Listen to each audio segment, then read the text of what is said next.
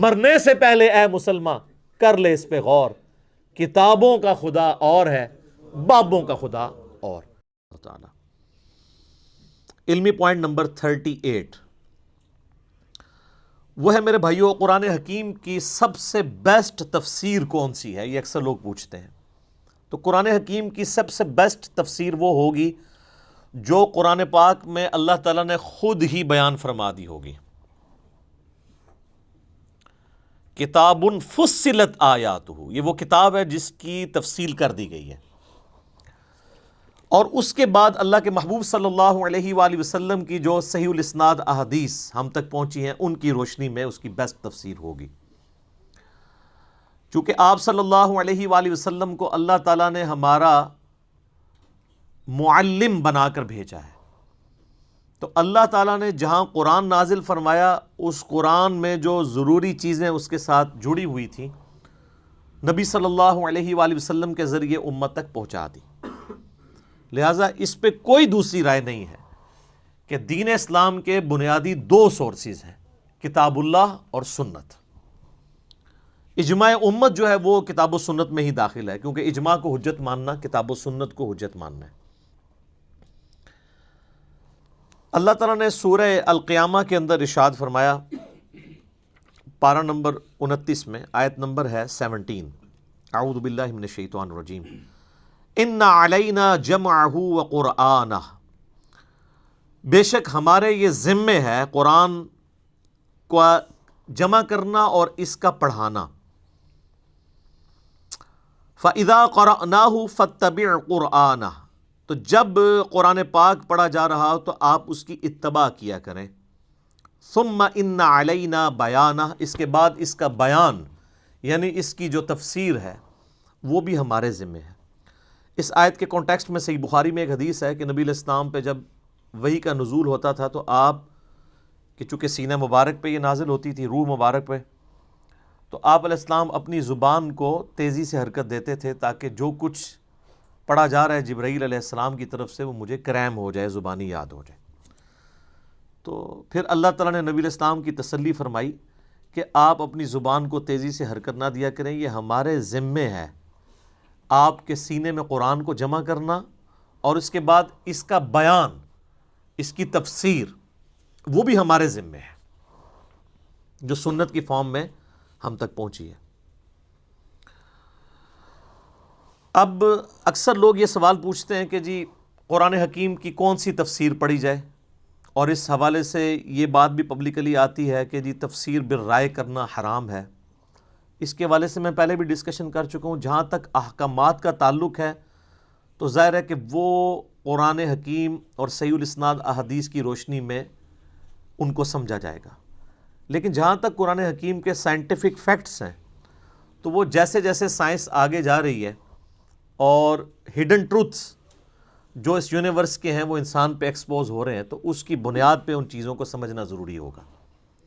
اس کے حوالے سے میں نے پچھلی دفعہ ڈسکشن کی تھی کہ ہمارے پرانے بزرگوں سے قرآن حکیم کا ترجمہ اور تفسیر کرتے ہوئے کئی فاش غلطیاں صرف اسی لیے ہوئیں کہ اس وقت سائنس کا اتنا علم نہیں تھا۔ اس کی وجہ سے انہوں نے ترجمے میں بھی اپنی طرف سے کچھ چیزیں داخل کر دیں جو اس وقت ان کے پاس لمیٹڈ نالج تھا، اس کو مد نظر رکھتے ہوئے، جو آج غلطیاں جو ہیں وہ مسلمانوں کے لیے وبال جان بنی ہیں۔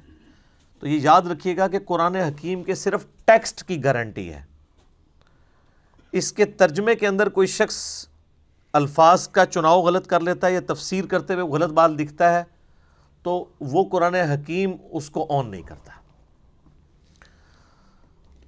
تو سائنٹیفک فیکٹس کے حوالے سے تو میں پچھلی دفعہ ڈسکس کر چکا۔ رہا احکامات کا تعلق، تو اس کے حوالے سے جو قرآن حکیم کی تفسیر ہے، سب سے بیسٹ تفسیر وہ تفسیر ہوگی جو قرآن حکیم کی آیات اور صحیح الاسناد احادیث کی روشنی میں ہوگی۔ اس حوالے سے امت میں کئی ایک تفاسیر لکھی گئیں، سینکڑوں کی تعداد میں تفاسیر موجود ہیں، درجنوں میں نہیں ہے۔ لیکن سب سے پہلے جو اسلام میں قرآن حکیم کو بنیاد بنا کے جو تفسیر لکھی گئی وہ 4 صدی ہجری میں ایک بزرگ فوت ہوئے ہیں، آپ 3 صدی ہجری کا بھی ان کو کہہ سکتے ہیں، 310 ہجری میں وہ فوت ہوئے، ابن جریر طبری رحمہ اللہ تعالی، المتوفی 310 ہجری۔ آپ سمجھ لیں امام بخاری امام مسلم کے ہم اثر ہیں آلموسٹ. امام بخاری 256 ہجری میں فوت ہوئے، امام مسلم 261 میں، یہ 310 میں فوت ہوئے. ان کی تفسیر کو کہا جاتا ہے تفسیر ابن جریر یا تفسیر طبری بھی. انہوں نے تاریخ کی بھی ایک کتاب لکھی ہے، وہ تاریخ طبری ہے. یہ ایک پہلی کوشش تھی قرآن حکیم کی تفسیر، اور یہ بڑی ڈیٹیلڈ تفسیر ہے. ابھی تک اس کا اردو ترجمہ نہیں آیا. تاریخ ابن جریر یعنی تاریخ طبری کا اردو ترجمہ آ گیا ہے، لیکن تفسیر ابن جریر کا ابھی تک نہیں آیا. البتہ اس کی اگر آپ نے تلخیص دیکھنی ہو تو 8ویں صدی ہجری میں ایک بہت بڑے محدث گزرے ہیں، حافظ عماد الدین ابن کثیر رحمہ اللہ تعالی، المتوفی 774 ہجری 774 ہجری میں فوت ہوئے. انہوں نے تفسیر لکھی، اسے تفسیر ابن کثیر کہا جاتا ہے. وہ مارکیٹ میں 6 جلدوں میں اویلیبل ہے اردو ترجمے کے ساتھ. اب تو اس کا اگلا ورژن بھی آ چکا ہے، تحکیم اور تخریج کے ساتھ بھی آ گئی ہے. قرآن حکیم کی سب سے بیسٹ تفسیر بالروایا، احادیث کی روشنی میں، روایات کی روشنی میں پوری دنیا میں جو مانی جاتی ہے وہ تفسیر ابن کثیر ہے. اگرچہ اس میں بھی کئی ایک دیو مالائی قصے کہانیاں بھی انہوں نے لکھ دی ہیں، ان کو اگر چھوڑ دیا جائے اور جو کچھ جعلی روایتیں بھی لکھ دیں ان کو بھی چھوڑ دیا جائے اور صرف صحیح الاسناد احادیث کو دیکھا جائے تو اس سے بیسٹ کوئی تفسیر نہیں ہے. اب مارکیٹ میں چونکہ یہ تخریج اور تحکیم کے ساتھ شیخ البانی رحمہ اللہ تعالیٰ اور شیخ زبیر علی زئی رحمہ اللہ تعالیٰ کی تحکیم کے ساتھ اویلیبل ہے، تو آپ کو صحیح اور ضعیف کا فرق پتہ چل جائے گا. مکتبہ اسلامیہ نے، جن کی یہ مشکات چھپی ہوئی ہے، 6 جلدوں میں انہوں نے شیخ زبیر صاحب کی تحکیم کے ساتھ تفسیر ابن کثیر چھاپی ہوئی ہے. PDF بھی آپ کو گوگل میں مل جائے گا. کمال کا کام ہے وہ. اس میں شیخ صاحب نے صحیح ضعیف کا فرق اور جو من گھڑت قصے کہانیاں تھیں ان کو، یعنی وہ لکھی تو ہوئی ہیں لیکن ان کے نیچے فٹ نوٹ پہ لکھ دیا کہ ان کی کوئی اثر نہیں ہے. اور وہی چیزیں ہیں جو لوگ پھر غلط عقیدوں کی بنیاد بنا کے پیش کرتے ہیں. جی وہ تفسیر ابن کثیر میں بھی لکھا ہوا ہے. تفسیر ابن کثیر میں لکھا ہونے کا یہ مطلب نہیں کہ قرآن و حدیث میں لکھا ہوا ہے. ایک عالم ہے، اس نے کوئی ایک واقعہ لکھ دیا، اس میں تو بڑے عشق مشوقی والے بھی واقعات لکھے ہوئے ہیں، ان کی کوئی اصل نہیں ہے. ہاں حافظ ابن کثیر جو آیت لے کے آئے، جو حدیث لے کے آئے، اس کو آپ فالو کریں گے. باقی انہوں نے جو واقعات لکھ دیے کچھ، ان کی کوئی حقیقت نہیں ہے، نہ اس کو بنیاد بنا کے کوئی عقیدہ رکھا جا سکتا ہے. عقیدے کا سورس کتاب و سنت ہے. تفسیر ابن کثیر چونکہ ڈیٹیلڈ ہے، اس لیے یعنی لوگوں کے لیے پڑھنے میں بھی تردد ہوتا ہے.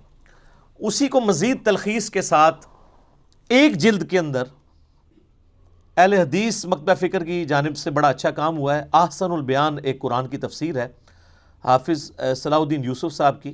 آلموسٹ ان کی 90 سال کے قریب عمر ہے. دارالاسلام والوں کا اکثر وہی کام کر رہے ہوتے ہیں. سعودی عرب سے بھی حاجیوں کو جو مفت تفسیر دی جاتی ہے وہ وہی ہے. پاکستان میں بھی آپ کو احسن البیان کے نام سے دارالاسلام والوں سے مل جائے گی. اس کا ایک بڑے یعنی سائز میں بھی ورژن آ چکا ہے.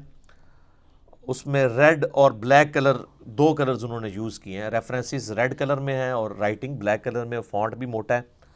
اور سب سے بڑی خوبی یہ ہے کہ تفسیر جو ہے وہ نچلے والے ہاف پورشن میں ہوئی ہے. پہلے تو آپ کو پتہ تفسیریں سائیڈ حاشیے پہ چھپتی تھیں، تو وہ حاشیہ ڈھونڈتے ہوئے آدھا ادھر ہوتا تھا آدھا ادھر ہوتا تھا. تو انہوں نے آدھا حصہ جو ہے وہ عربی اور ترجمے کے لیے رکھا ہے، اور نیچے والا ہاف حصہ جو ہے اس کی تفسیر کے لیے. حاجیوں کو یہ مفت دیا جاتا ہے. وہ حاجیوں والا جو ورژن ہے وہ چھوٹے سائز میں، اس کی ہینڈ رائٹنگ بھی چھوٹی ہے، پڑھی جا سکتی ہے. لیکن یہ جو ابھی اٹلی سے پرنٹ کروایا ہے دارالاسلام والوں نے، وہ بڑے سائز میں ہے اور اس کی قیمت بھی آلموسٹ 1200 روپے ہوگی اس وقت، لیکن بڑے اچھے کاغذ کے اوپر ہے. باقی تو دارالاسلام والے آلموسٹ ڈبل ٹرپل قیمت ہی کتابوں کی لگا رہے ہوتے ہیں. لیکن قرآن کے ساتھ شکر انہوں نے یہ ظلم نہیں کیا. قرآن کی قیمت انہوں نے بڑی اچھی رکھی ہوئی ہے. تو وہ آپ دارالاسلام والا قرآن احسن البیان لیں، اگرچہ اس میں بھی کئی ایک خامیاں ہیں. اور وہ خامیاں اس وجہ سے ہیں کہ صلاح الدین یوسف صاحب کا ایک اپنا خاص مزاج ہے، وہ انہوں نے اپنا مزاج بھی اس میں کچھ داخل کیا ہے. میں نے وقتاً فوقتاً اس کو ہائی لائٹ کیا، اس کو ضرورت نہیں ہے. بل اوورال اس وقت جتنی تفسیر اویلیبل ہیں ان میں ایک آپ کو مختصر تفسیر کے طور پہ وہ ایک اچھی تفسیر مل جائے گی ایک جلد کے اندر. لیکن ان تمام تفسیر میں آپ کو ایک کمزوری نظر آئے گی، اور وہ یہ ہے کہ یہ آج کے دور کے انسان کے ساتھ کئی معاملات میں مس فٹ ہیں. ظاہر حافظ ابن کثیر نے جو تفسیر لکھی اس کو لکھے ہوئے بھی آلموسٹ 650 سال ہو چکے ہیں. اب 650 سال میں دنیا چینج ہو چکی ہے، عقائد کے اختلافات نئے آ چکے ہیں. حافظ صاحب کے زمانے میں تو علم غیب، حاضر و ناظر، یہ والے ایشوز تو نہیں تھے. اب زیادہ تر ایشوز جو ہیں وہ ان عقیدوں کے حوالے سے ہیں. تو اس لیے یہ چیزیں آپ کو وہاں پہ خالی نظر آئیں گی. اس میں حافظ صاحب کا کوئی قصور نہیں ہے. ظاہر اس زمانے میں ایشو ہوتے تو وہ یقیناً اس کو ایڈریس کرتے. لیکن ایک چیز جو میں سمجھتا ہوں ان تفاسیر میں کمزوری ہیں وہ یہ ہے کہ قرآن حکیم جگہ جگہ تورات، زبور، انجیل کے حوالے پیش کرتا ہے. ایتونی بکتاب من قبل ھذا او اثارۃ من علم ان کنتم صادقین. لاؤ میرے پاس جو تمہارے پاس الہامی کتابیں موجود ہیں. اس طریقے سے سورہ آل عمران میں آتا ہے کہ تورات لے کے آؤ، اس میں پڑھ کے دیکھو کہ جو تم عقیدے اڈاپٹ کیے ہوئے ہو اونٹ کے گوشت کے حوالے سے کانٹیکسٹ میں خصوصاً بات ہو رہی تھی سورہ نساء کے اندر، سورہ آل عمران کے اندر پارہ نمبر 4 کے سٹارٹ میں. اسی طریقے سے جگہ جگہ جو یہودیوں کے فاسد نظریات کا ذکر آتا ہے، ان کی کتابوں کی تحریف کا ذکر آتا ہے، اور کچھ چیزیں قرآن اپنے حق میں استعمال کرتا ہے ان کتابوں کی، تو ظاہر وہ کتابیں تو دنیا میں موجود ہیں. تورات اور انجیل دنیا میں موجود ہے، اگرچہ تحریف شدہ ہے. وہ تو قرآن کے نزول کے وقت بھی تحریف شدہ تھی، اس کے باوجود اللہ تعالیٰ ان کتابوں کی طرف ریفر کرتا تھا کہ اس میں یہ چیزیں موجود ہیں. آج بھی جو اسٹیبلش تورات، انجیل اور صحائف جو ہیں وہ بنی اسرائیل کے پیغمبروں کے، وہ انجیل مقدس کے نام سے Anarkali society, Bible society Anarkali Lahore والوں نے پرنٹ کی ہے، اس میں وہ ساری چیزیں موجود ہیں. جب قرآن ان چیزوں کے حوالے پیش کرتا ہے تو ہمارے مفسرین کا یہ کام تھا کہ اس وقت وہ محنت کر کے ان حوالوں کو تلاش کرتے ہیں. لیکن معذرت کے ساتھ یہ کام حافظ ابن کثیر نے نہیں کیا، اور یہ اتنی بڑی کمزوری ہے کہ جس کی وجہ سے ایک آج کا پڑھا لکھا نوجوان جب ان چیزوں کو پڑھتا ہے تو وہ کنفیوز ہوتا ہے کہ بھی جب قرآن اس کی بات کرتا ہے تو پھر لائیں تورات میں وہ آیات کہاں موجود ہیں، رجم کی سزا کے حوالے سے ہوں یا باقی چیزیں ہوں. یہ کام امت میں ایک بندے نے کیا ہے، اور اس نے وہ کام کر کے ان ساری تفسیروں کو پیچھے چھوڑ دیا. میرے خیال میں اسلامک ہسٹری میں علا وجہ بصیرت، میں چونکہ اکثر تفسیر پڑھ چکا ہوں، قرآن پاک کی سب سے بیسٹ تفسیر اگر کسی بندے نے کی ہے نا تو وہ مولانا مودودی رحمہ اللہ تعالی ہے. تفہیم القرآن. تفہیم القرآن کا صرف آپ مقدمہ ہی پڑھ لینا تو آپ کو اس کے اندر جو بجلی بھری ہوئی ہے وہ سمجھ آ جائے گی. ڈاکٹر اسرار صاحب کی زندگی کیوں بدلی ہے؟ تفہیم القرآن کی وجہ سے. پوری دنیا میں اس وقت قرآن کے اوپر جتنی آوازیں اٹھی ہیں نا، سب کو اگر آپ ڈیپ ڈگ کریں گے نا تو پیچھے مودودی صاحب نکلیں گے. ڈاکٹر فرحت ہاشمی، ون وومن آرمی، ان کے والد صاحب سرگودا میں جماعت اسلامی کے امیر تھے. ڈاکٹر فرحت ہاشمی بھی مولانا مودودی کا فیض ہیں. ڈاکٹر اسرار صاحب تو ان کے ڈائریکٹ شاگرد ہیں. ڈاکٹر اسرار صاحب نے بیان القرآن میں سورہ یوسف کی ریکارڈنگ کے دوران یہ بات خود سنائی، ویڈیو میں ریکارڈڈ ہے. وہ کہتے ہیں کہ جب پارٹیشن ہوئی تو پنجاب میں، جو مشرقی پنجاب ہے جو اس وقت انڈیا میں، محصور ایک علاقہ تھا، اس علاقے کا نام بھی محصور تھا، اور کہتے ہیں اس میں ہم محصور بھی ہو گئے، اور میں میٹرک کا اسٹوڈنٹ تھا. تو کہتے ہیں ہم مورچے بنا کے مسلمانوں کی حفاظت کے لیے بیٹھے ہوتے تھے، پورا دن کرنے کو کام نہیں ہوتا تھا. تو ان دنوں مولانا مودودی رحمہ اللہ کی جو تفسیر ہے تفہیم القرآن، یہ ان کا جو رسالہ نکلتا تھا ترجمان القرآن، اسی کے نام پہ انہوں نے پبلیکیشن بھی بنائی ہوئی ہے ترجمان القرآن کے نام سے. تو اس میں مودودی صاحب کی تفسیر چھپ رہی تھی. تو ان دنوں سورہ یوسف کے اوپر مودودی صاحب لکھ رہے تھے. تو کہتے ہیں میرا بڑا بھائی جو ہے وہ جماعت اسلامی میں تھا، میں میٹرک میں تھا، میں نے عربی رکھی ہوئی تھی، عربی مجھے بھی آتی تھی، فارسی بھی تھوڑی بہت آتی تھی. تو میں نے ترجمان القرآن سے سورہ یوسف کی مودودی صاحب کی تفسیر جب پڑھنی شروع کی تو میرا دل قرآن کی طرف مائل ہوا. تو پھر میں نے ارادہ کیا کہ میں نے قرآن کا علم حاصل کرنا ہے. ویسے کنگ ایڈورڈ سے وہ میڈیکل ڈاکٹر بھی بن کے فارغ ہوئے، لیکن پیرلل میں انہوں نے مودودی صاحب سے اور امین احسن اصلاحی صاحب سے قرآن کی تعلیم بھی حاصل کی. تو وہ کہتے ہیں سورہ یوسف کی تفسیر نے میری زندگی بدل دی. مولانا مودودی نے سورہ یوسف کی جو تفسیر کیا، آپ سارے پرانے بزرگوں کی تفسیریں اٹھا کے دیکھ لیں، اینڈ پہ آپ مودودی صاحب کی تفسیر پڑھیں تو آپ کو اتنا فرق نظر آئے گا جتنا ایک پرائمری پاس اور پی ایچ ڈی میں نظر آتا ہے. کیوں؟ سورہ یوسف میں حضرت یوسف علیہ السلام کا جو واقعہ بیان ہوا ہے نا، اس کا ایک ورژن تورات کے اندر بھی موجود ہے. تورات، زبور، انجیل وہ کٹھی چھپی ہوئی ہے جو انجیل مقدس. پورا حضرت یوسف علیہ السلام کا ذکر اس میں موجود ہے. جو شروع کا چیپٹر ہے پیدائش، کس طریقے سے یوسف علیہ السلام کے بھائیوں نے ان کے ساتھ کیا، اور اس طریقے سے سارے معاملات چلے. اب قرآن پاک میں بھی سورہ یوسف میں حضرت یوسف علیہ السلام کی پوری بایوگرافی ہے، لیکن تورات اور یوسف علیہ السلام کا جو واقعہ قرآن میں آیا یہ آپس میں میچ نہیں کرتے. کئی جگہ باتیں میچ کرتی ہیں، کئی جگہ فرق ہیں. اب اس وقت یہ ضرورت تھی کہ قرآن کی جب تفسیر لکھی جائے، اور قرآن پرانی الہامی کتابوں کا بھی ذکر کرتا ہے، تو کسی عالم کو تو چاہیے تھا ان 1400 سالوں میں کہ وہ ان کی الہامی کتابیں اٹھاتا، اس میں سے وہ آیات نقل کرتا، پھر قرآن کی آیات نقل کرتا، پھر ان کو کمپیئر کرتا اور بتاتا ہے کہ کس کا ورژن درست ہے کس کا غلط ہے. زیرو کام ہوا ہے اس کے اوپر، کسی پرانے بزرگ نے کام نہیں کیا. یہ جو پرانے بزرگوں کی لکیر پیٹتے رہتے ہیں نا، یہ میرے ساتھ آ کے بات کریں، میں ان کو بتاؤں پرانے بزرگوں نے کتنی چیزیں جو ہیں ان کو ان اٹینڈڈ چھوڑا ہے جو ضرورت تھی، اور وہ کمزوریاں آ کے بعد کے لوگوں نے پوری کی ہیں. یہ تو ذالک فضل اللہ یؤتی من یشاء. اب آپ سر محنت کریں، یہاں 100 کے قریب لوگ بیٹھے ہیں، باقی ہزاروں لوگ ہماری ویڈیوز دیکھتے ہیں. آپ سورہ یوسف کی تفسیر تفہیم القرآن میں پڑھیں. آپ کو اگر خرید نہیں سکتے PDF ہماری ویب سائٹ سے ڈاؤن لوڈ کر لیں، اور اس کے بعد آپ ابن کثیر کو اٹھا لیں، طبری کو اٹھا لیں، احسن البیان اٹھا لیں، اور جتنی تفسیریں ہیں، تبیان القرآن غلام سو سعیدی صاحب کی اٹھا لیں. آپ کو زمین و آسمان کا فرق نظر آئے گا. مودودی صاحب نے ساری وہ تورات کی آیات لکھی ہیں، اور جہاں جہاں وہ قرآن سے ڈیفرنس کرتی ہیں ان کا فرق بتایا، اور پھر انہوں نے ثابت کیا ہے عقلاً کہ یہ تورات کی سٹیٹمنٹ جو ہے یہ چینج ہوئی ہے، قرآن جو بات کر رہا ہے یہی بات فٹ ان بیٹھتی ہے. عقل کے پیرائے کے اوپر انہوں نے ایک ایک چیز کو ثابت کیا. یہ تو میں ایک آپ کو ورژن بتا رہا ہوں. اس کے علاوہ بھی قرآن حکیم میں جہاں جہاں وہ آیات آتی ہیں جس میں اللہ تعالیٰ تورات کی طرف مائل کرتا ہے، تو وہ ڈھونڈ کے لے کے آتے ہیں وہ آیات. تو یہ تورات، زبور، انجیل سے تو وہ لے کے آئے گا نا جس نے پڑھی ہوئی ہوگی، اور جس کو یہ کہانی کرائی گئی ہو کہ جی آپ نے تورات، زبور، انجیل پڑھنی نہیں ہے، اور وہ ایک جعلی روایت ترمذی اور دارمی کی پیش کرتے ہیں کہ حضرت عمر فاروق نے وہ تورات کے صفحے اٹھائے ہوئے تھے تو حضور علیہ السلام ناراض ہو گئے. یہ تو ان اصول محدثین پہ روایت ہی ضعیف ہے. یہ قرآن کے بھی خلاف ہے. قرآن تو کہتا ہے ایتونی بکتاب من قبل ھذا او اثارۃ من علم ان کنتم صادقین. بال مودودی صاحب نے یہ محنت کی ہے، اور آج آپ پڑھیں تو آپ کا دل خوش ہوتا ہے. قرآن کی حقانیت جس طریقے سے انہوں نے کھول کے، ابھی میں ان سائنٹیفک فیکٹس کے حوالے سے جو ان کی ڈسکشن ہے، پھر قرآن کی جو انقلابی دعوت ہے، جو غیر مسلموں کے اسلام کے اوپر اعتراضات ہیں، اس کا آپ کو زیرو آنسر ملے گا ابن کثیر میں، ابن جریر میں اور باقیوں میں.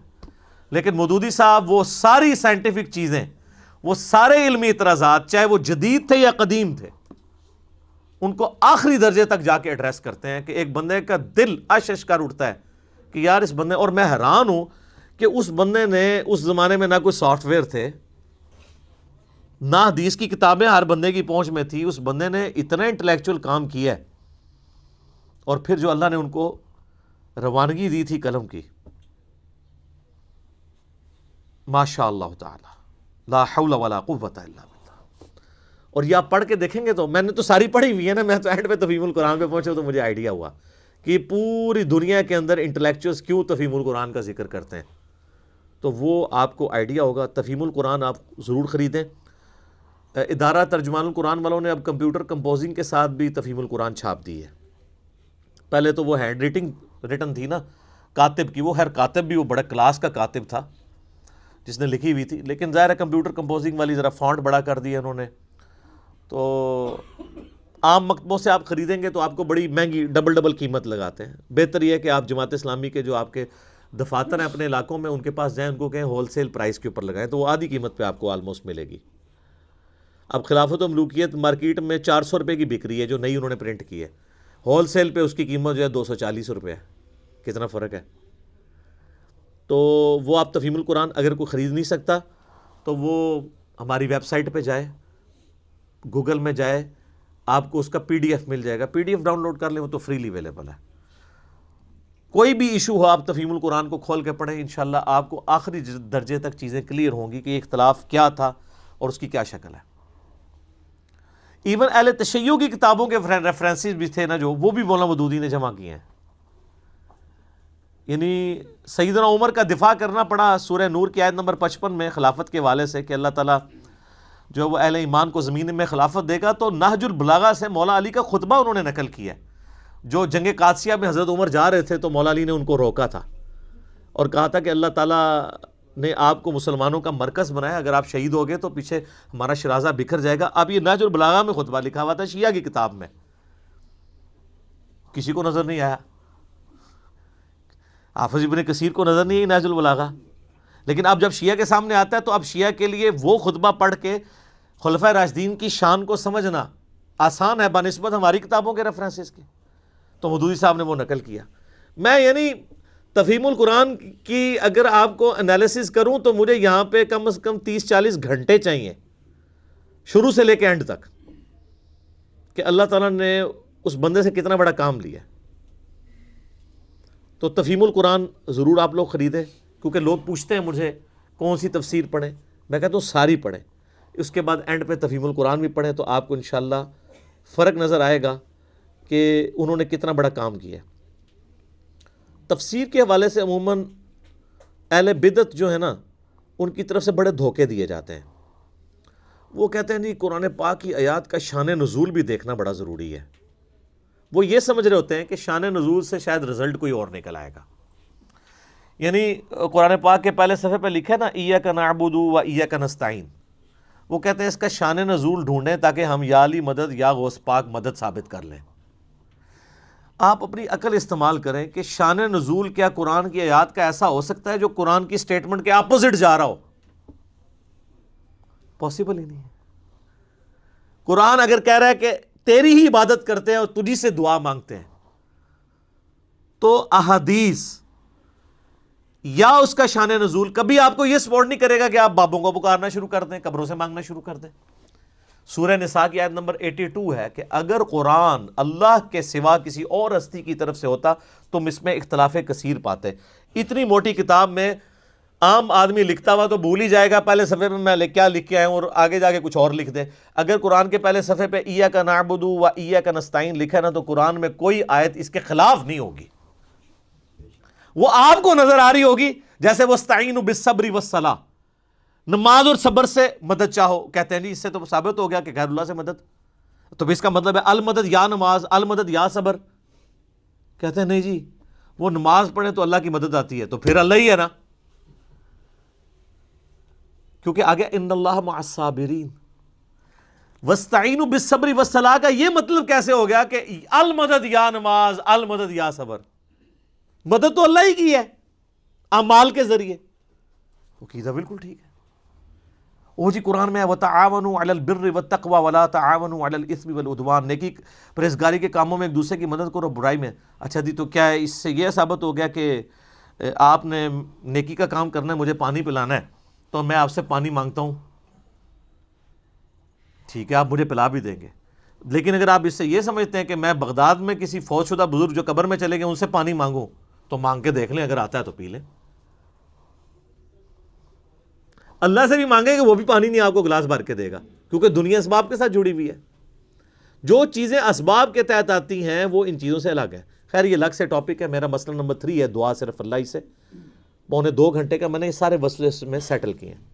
کہ شان نزول، شان نزول، اور اس کا دھوکہ دے دے کے قرآن ڈائریکٹ نہیں پڑھنا گمراہ ہو جاؤ گے.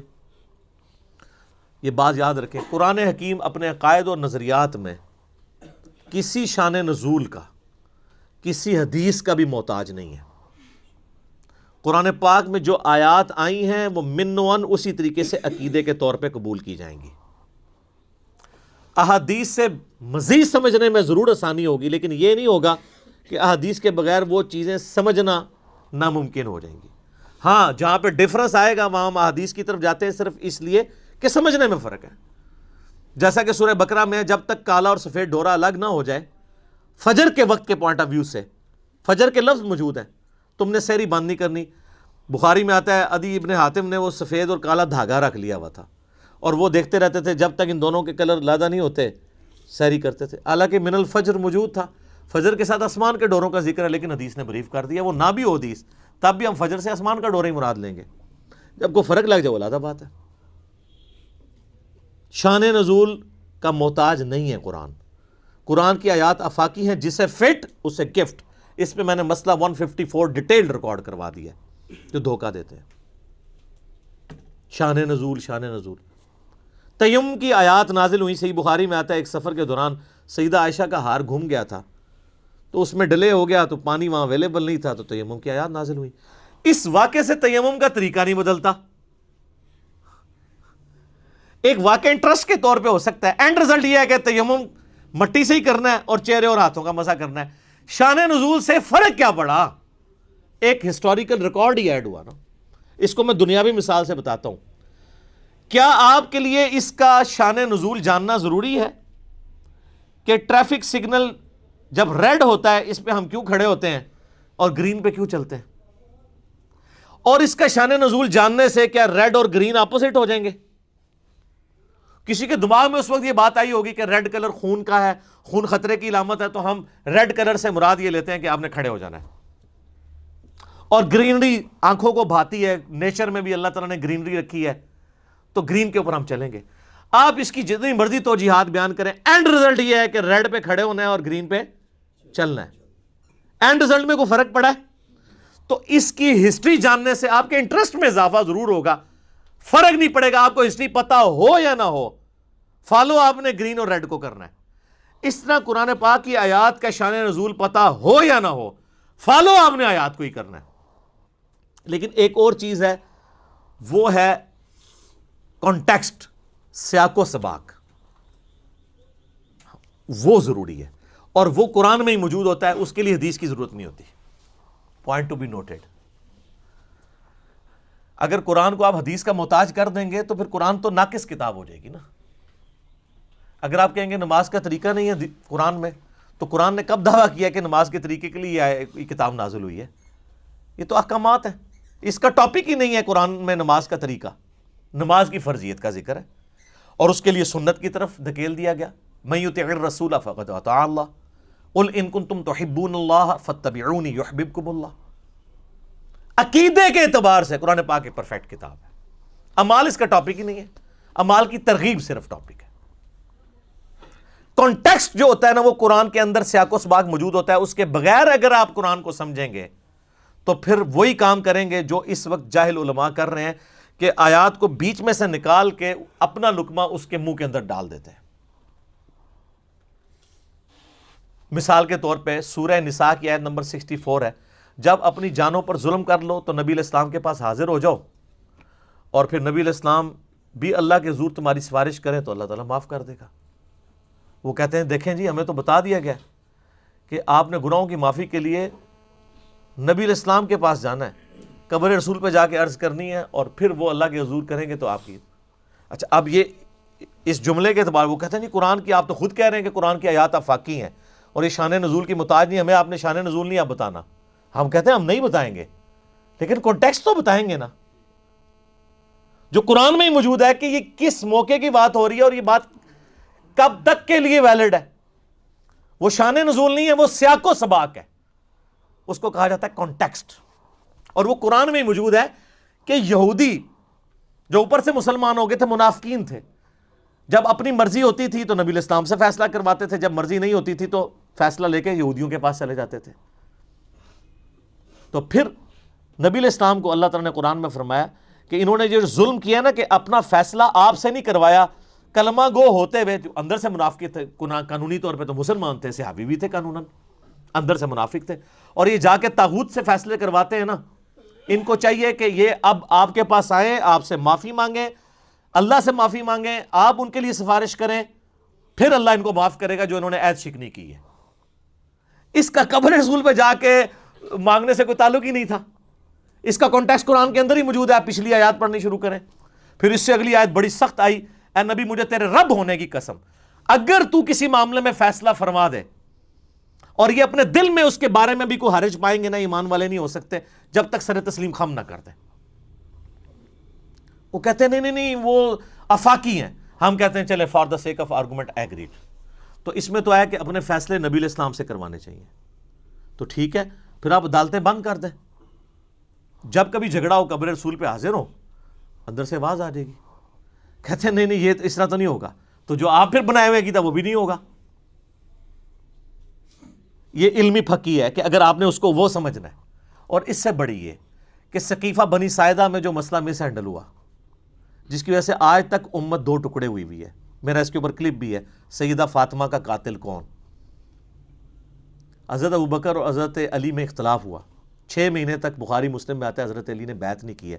یار کسی کے دماغ میں نہیں آیا وَلَوْ أَنَّهُمْ إِذْ ظَلَمُوا أَنفُسَهُمْ جَاءُوكَ, سورہ نساء آیت نمبر 64 کے تحت حضرت ابوبکر اور علی مشورہ کرتے ہیں, آؤ جی قبر رسول سے فیصلہ کرتے ہیں, قرآن میں تو ہے اپنے ہر فیصلے میں نبی کو حاکم مانو. ابھی پوچھ لیتے ہیں آپ کا وصی کون ہے. یہ وہ علمی پھکی ہے کہ اس کے بعد ایک ڈکار آتا ہے اور جیسے وہ بندے کی روح پرواز کر جاتی ہے نا, ان کی شیطنت ان کے اندر پرواز کر جاتی ہے, یا علمی موت مر جاتے ہیں. اگر نہیں قبول کریں گے تو مر جائیں گے, ادروائز اپنی اصلاح کر لیں گے. نبی علیہ السلام کے دفنانے کے اوپر اختلاف ہو گیا. کچھ صحابہ نے کہا بیت المقدس لے جاتے ہیں, کچھ نے کہا بقیع غرقد. ترمذی میں آتا ہے سیدنا ابوبکر نے کہا کہ میں نے نبی علیہ السلام سے یہ بات سنی تھی کہ اللہ تعالیٰ نبی کو اس وقت موت دیتا ہے, اس جگہ پہ موت دیتا ہے جو اس کے لیے پسند فرماتا ہے. تو میرا خیال ہے کہ اللہ تعالیٰ نے سب سے بہترین جگہ جو نبی کی موت کے لیے پسند کی ہے نا, وہی سب سے بہتر جگہ ہے کہ وہاں قبر کھودی جائے. تو جس چرپائی پہ آپ فوت ہوئے ہیں نا, اس چرپائی کے ایگزیکٹ نیچے قبر کھودی جائے. وفات النبی پہ میں نے 2 گھنٹے کا لیکچر دیا, مسئلہ 163. تو کسی نے نہیں کہا کہ رسول اللہ صلی اللہ علیہ وسلم نے پوچھ لیتے ہیں آپ کو کہاں دفنا ہے. تو کانٹیکسٹ کیا ہوتا ہے, کیا سے کیا بنا دیتے ہیں. اور یہ 2 نمبری سارے کر رہے ہیں. آپ اہل حدیث کی طرف آ جائیں, جو میں نے جس تفسیر کی تعریف کی ہے سن البیان کی, لیکن میں نے بتایا کہ وہ خاص مینٹلٹی سے لکھتے ہیں. وہ قرآن حکیم میں جو سورہ بقرہ کی آیات آئیں نا کہ ہم نے داؤد علیہ السلام کو جو ہے وہ خلیفہ چنا, اور اس سے پہلے طالوت اور جالوت کی جنگ کا ذکر آتا ہے کہ وقت کے پیغمبر جو سموئیل علیہ السلام تھے, ان سے ان کے امتیوں نے کہا کہ آپ ہمارے لیے ایک بادشاہ مقرر کر دیں جس کے نیچے ہم جمع ہو کے قتال کریں کافروں کے ساتھ. تو اس میں آتا ہے کہ وہ بادشاہ مقرر کیا اللہ تعالیٰ نے وحی کے ذریعے طالوت کو. اس میں ملک کے الفاظ ہیں. صلاح الدین یوسف صاحب چونکہ آپ پتہ ہے سعودیہ کے ساتھ تعلق تھا, انہوں نے اس میں سے ملوکیت ثابت کر دی, اور انہوں نے کہا لوگ ملوکیت کو بڑا برا کہتے ہیں, دیکھیں اللہ تعالیٰ نے بھی ملک بنایا ہے. اور سر اللہ تعالیٰ نے ملک بنایا تھا طالوت کو, شافاد کو اللہ تعالیٰ نے ملک نہیں بنایا, اور نہ یزید کو اللہ تعالیٰ نے ملک بنایا ہے. وہ ان کی ملوکیت کو ثابت کرنے کے لیے کہنا شروع کر دیے کہ وہ دیکھیں ملک کا لفظ موجود ہے, لہذا بادشاہت بھی بڑی اچھی چیز ہوتی ہے. تو پھر میں نے اس کے اوپر رد کیا تھا. 6830 نمبر حدیث ہے سیدنا عمر کی صحیح بخاری میں کہ جو تلوار کے زور کے اوپر خلیفہ چنا جائے اس کی خلافت اسٹیبلش ہی نہیں ہوگی. کس طریقے سے دھونس اور زبردستی کے ساتھ یزید اس امت پہ مسلط ہوا, اس کی خلافت تو اسٹیبلش ہی نہیں ہوئی. وہ خلافت تو ہے ہی نہیں, ملوکیت ہے. تو صلاح الدین یوسف صاحب نے ملوکیت کا ثبوت قرآن سے دے دیا, جس طریقے سے صوفیاء نے غیر اللہ سے استمداد کا ثبوت سورہ نساء سے دے دیا. لیکن ہم یہ 2 نمبری نہیں کرتے. کیوں؟ کیونکہ نہ میں وابی نہ میں بابی, میں ہوں مسلم علمی کتابی. بات علمی کتابی ہوگی. او جی تراویاں کی نہیں ہوندی ہیں نا, وی تراوی, وی آ گیا تو تراوی وی ہوگی. تراوی دیکھو نا جی, تراوی. علم کی دنیا میرے بھائی, علم کی دنیا میں جذبات کی کوئی حیثیت نہیں ہوتی. جو جدھر ڈنڈی مارے گا نا وہ پکڑا جائے گا اس نے کہاں ڈنڈی ماری ہے. عجیب و غریب قسم کے رزلٹ نکالنے شروع کر دیتے ہیں. جو میں نے بتایا وَاسْتَعِينُوا بِالصَّبْرِ وَالصَّلَاةِ سے المدد یا نماز نکال لیا. یہاں پہ جن دنوں میں ہم ڈسکشن کیا کرتے تھے آج سے 10-12 سال پہلے, ایک شیعہ ذاکر آ گئے اور استمداد پہ بات شروع ہوئی. وہ کہہ رہے کہ اللہ سے بھی مانگ سکتے ہیں. میں نے کہا یار کہاں مانگ سکتے ہیں, ایک آیت بتاؤ وَاسْتَعِينُوا بِالصَّبْرِ وَالصَّلَاةِ. میں نے کہا اس کا مطلب المدد یا نماز, المدد یا صبر. کہتے نہیں. تو میں نے کہا پھر؟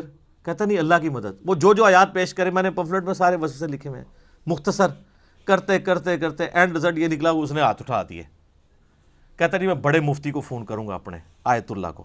میں نے کہا ملا, سپیکر آن کیا, اب آیت اللہ بھی وہی دلائل دے رہا ہے جو وہ مجھے دے بیٹھا تھا، تو اس نے اپنے آیت اللہ کا مذاق اڑانا اور کہنا سر جی یہ کوئی دلیل ہے وَاسْتَعِینُوا بِالصَّبْرِ وَالصَّلَاةِ کو اور کڈو، وہ اور نکالے، اس کا جواب بھی میں نے دیا تھا، وہ دینا شروع کیا، کرتے کرتے اس کو کلیئر ہو گیا یہ کہانی ہے ساری. اَمَّن يُجِيبُ الْمُضْطَرَّ إِذَا دَعَاهُ وَيَكْشِفُ السُّوءَ وَيَجْعَلُكُمْ خُلَفَاءَ الْأَرْضِ أَإِلَٰهٌ مَّعَ اللَّهِ، سورہ نمل آیت نمبر 62. بھلا بتاؤ تو کون ہے جو اضطراب میں گرے ہوئے شخص کی فریاد کو سنتا ہے اور اس سے تکلیف دور کر دیتا ہے اور تمہیں اگلوں کا زمین پہ خلیفہ کرتا ہے؟ کیا اللہ کے ساتھ اور الہ بھی ہے جس کی یہ کوالٹیز ہوں؟ قلیلا ما تذکرون، بڑے کم لوگ ہی نصیحت حاصل کرتے ہیں. اس آیت میں اللہ نے کہا ہے کہ اللہ کے سوا جس کو بھی تم مدد کے لیے پکارتے ہو گویا اسے خدا مانے ہوئے ہو. یہ تو جھگڑا ہی نہیں ہے کہ مولا علی کو اختیار ہے یا نہیں ہے. مولا علی کو اختیار بھی ہو، فرشتوں کو اختیار بھی ہو، انبیاء اور جنوں کو اختیار بھی اللہ نے دیا ہو، پھر بھی پکاریں گے کسے؟ اللہ کو. بارش کون برساتا ہے؟ ڈیوٹی کس کی ہے؟ تو بارش کس سے مانگیں گے؟ اللہ سے. ڈیوٹیوں والا تو مسئلہ ہی نہیں ہے. تو کس طرح دھوکے دیے ہوئے. تو اس طرح کے دھوکوں سے نپٹنے کے لیے آپ کو ایک دفعہ جھوم کے کہنا پڑے گا کہ نہ میں وہابی، نہ میں بابی، میں ہوں مسلم علمی کتابی. آپ تفہیم القرآن ضرور پڑھیں جی، اس میں انشاءاللہ تعالیٰ آپ کو کئی ایک چیزیں اس حوالے سے مزید کلیئر ہو جائیں گی. چونکہ یہ شان نزول اور کانٹیکسٹ کا دھوکہ دیا جاتا ہے، لہٰذا یہ میری علمی ذمہ داری تھی کہ میں آپ کو اس کے اوپر ڈیٹیل گفتگو کرتا. آپ اندازہ کریں کہ اب آلموسٹ 40 منٹ میرے اس ایک پوائنٹ پہ لگ گئے ہیں. چونکہ رٹی رٹائی تو باتیں نہیں میں نے کرنی ہوتی، نہ وہ کرنی ہوتی ہے جو بزرگوں نے کتابوں میں لکھی ہوئی ہیں. میں تو اس معاشرے کا رہنے والا ہوں اور یہاں کی گمراہیاں آبزرو کرتا ہوں. پوائنٹ صرف میں نے نوٹ کیا ہوتا ہے کہ اس میں نے بات کرنی، باقی اللہ جو کروا دے.